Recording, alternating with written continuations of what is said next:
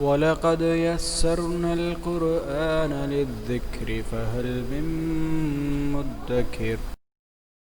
بسم الله الرحمن الرحيم. أرأيت الذي يكذب بالدين فذلك الذي يدع اليتيم ولا يحض على طعام المسكين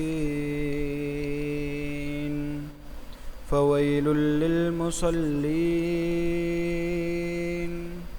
الذين هم عن صلاتهم ساهون الذين هم يراءون